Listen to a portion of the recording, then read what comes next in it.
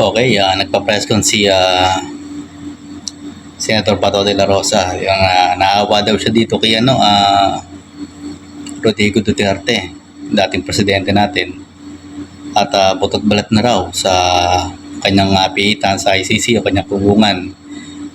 Ang tanong dyan, anong pakalam ng mga biktima ng war on drugs dyan? Yung mga napatay na hindi napatunayan na iba siguro doon, sabihin na natin, for the sake of argument, drug addict, yung iba doon pusher, halimbawa. Yung iba naman doon, napagkamalan lang. Yung iba naman doon, hindi naman talaga kasangkot sa droga. No? Nakakalungkot.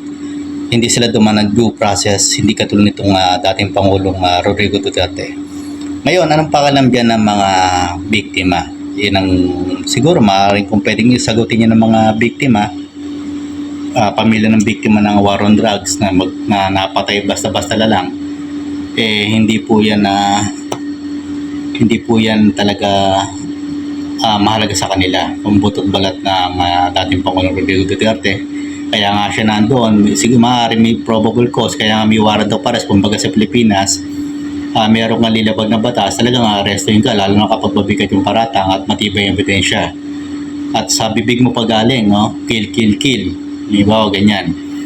Ngayon, ito si Bato de la Rosa, hindi niya naisip. Naawa pala siya, no? Edi samahan na niya doon. Maaring samahan niya doon si dating Pangulong Rodrigo Duterte dahil pakalubas na yung warrant of arrest para sa kanya. So, hindi siya malulungkot. Ewan ko, malungkot pa rin siya doon. Baka idahilan naman niya pag na-arresto siya at makakulong siya doon. Nalulungkot siya dahil may-miss niya mayang Pilipinas. Lonely boy ka pagka ganyan. Kapag kami kinarap ka talagang kaso o minilabag ka, walang ibang parang diyan kundi patunayan mo sa hukuman.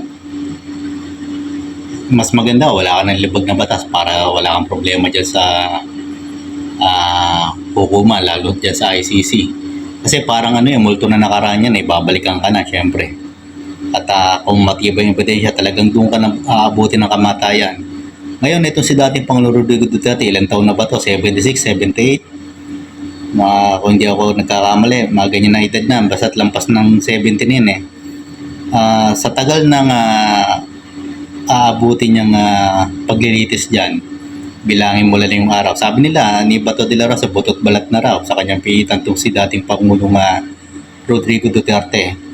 Baka dyan naabutin ng kamatayan yan. Siyempre, kung hindi mapapagbigyan yung interim release niya na mukhang malabo pa sa butek, at dapat lang talaga para sa akin, hindi dapat pagbigyan. Kasi threat yan. Makita mo kung saan dinala sa Villamor Air Base yan,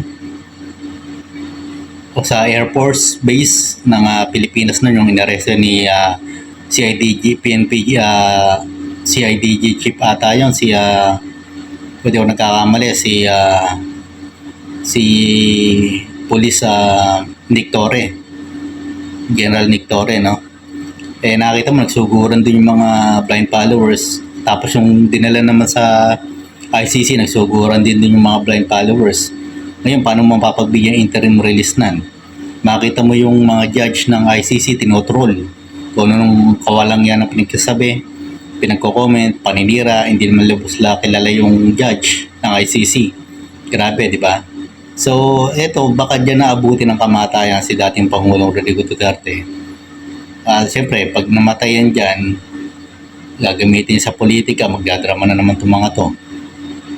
So, ayan, yan ang karma na ginawa kay dating Senadora Leila de Lima na nanalo na ngayon na Representative Congresswoman Leila de Lima. At kapag natuloy yung impeachment trial ni Vice President Sara Duterte, ay